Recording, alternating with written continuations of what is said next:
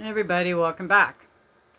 Don't mind the hair. It's a windy day here today, and I just got in the house, so little bedazzled, frazzled, I think.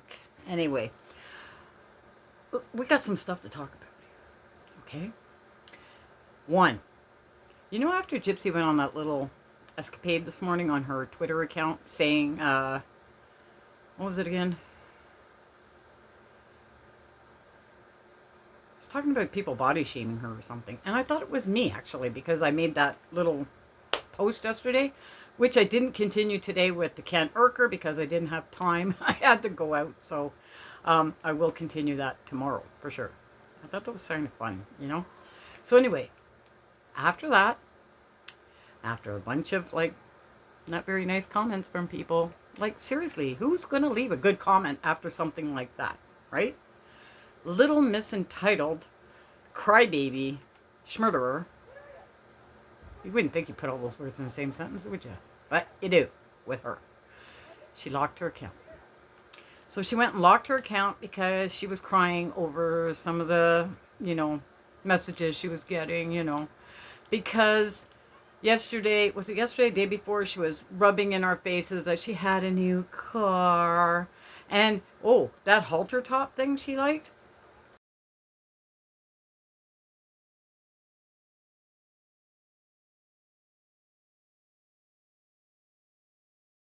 That girl loved this top. Now, I'm going to say this one thing.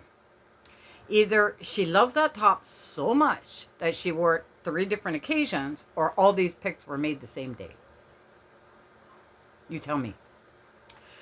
She likes it because it goes low in the front where the ladies can flourish. Mind you, her ladies are a bit saggy now. It happens. Happens to the best of us, Gypsy. Don't worry about it, By the time you're 50, they'll be on your lap. Okay? Keep going the way you're going. They'll be on your lap. Anyway, so Gypsy and Bree apparently went past Ivy Rose Grows Wild's house to try to disclaim her on how long it took them to get there. Now, in the beginning, Ivy Rose Grows first. Let's start from the very beginning. Very beginning, Christy said Ivy Rose Grows Wild was full of crap.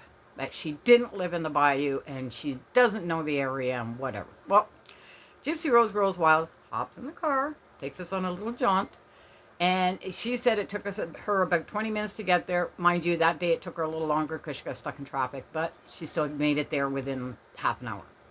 So now Gypsy and Bree, they drive past Ivy Rose Grows Wild's work. They thought she worked there anyway, but she didn't. That's a whole nother story. Anyway, now Ivy Rose Goes Wild. No, wait. Gypsy and Bree went back. So confusing. Gypsy and Bree went back to see Ivy Rose Grows Wild's house. So they drove past her house on live. Okay? Ivy Rose Grows Wild got pissed and she hopped in her car and went back to Gypsy's. Receipt's all about the freaking time. That's it. We all know she lives in the Bayou. So what? How long it takes her to get there?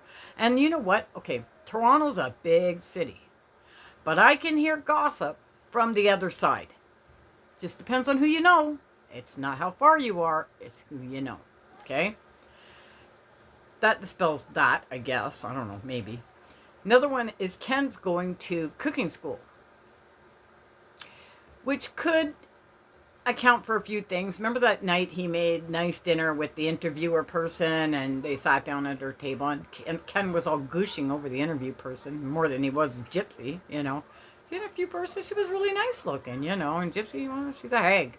Anyway, he's going to go to cooking school and apparently Gypsy had promised him earlier on in their relationship that she would buy him a bar, restaurant, whatever it is, and he would own it. She's showering this guy with a lot of gifts. And then we're wondering why he stays. Et voila. But, Gypsy, you better watch out. Because Ken might be better at a knife than you are. Just saying. Just saying. Okay, I had another one. What was I going to bring up now?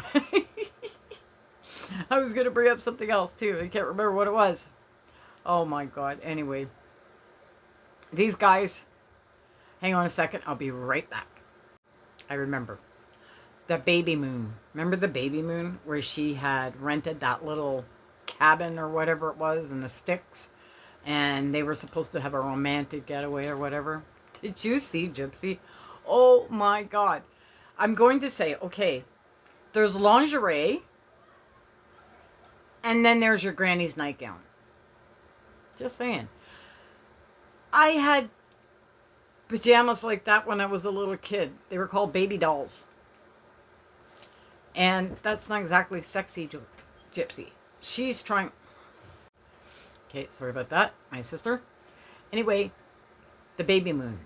Now, I don't know where she found this place, but it's a little run down.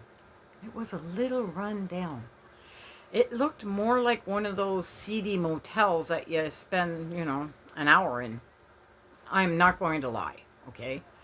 The bathtub was red. I'm surprised it wasn't heart-shaped or the bed wasn't heart-shaped, but one of those, you get the drift. Back in the old days in the movies, they always used to present those rooms looking like that, right? With the heart-shaped bed that probably went around in circles while you're bouncing on top. Remember those? Anyway, that's what her baby moon thing looked like. Can you imagine? Are you freaking serious right now? My baby moon, never had one, never needed one. But if I wanted one, and I wanted to have one, it would have been, one of those little huts that kind of out into the ocean, where it has like those whispering kind of shears blowing in the wind, and all you had was the nice waves and the warm water. That's my idea as a baby moon. That, not so much. If I was driving somewhere far and I had to have a place where I had to stop a night, maybe I would think about this place if it was a good price, and I brought my own sheets. But for a baby moon, not so much. Not so much. You guys tell me what you think in the comments. Because this is my opinion and my thoughts and alleged. Alright guys, please like and subscribe. It helps me in the algorithm so much, guys.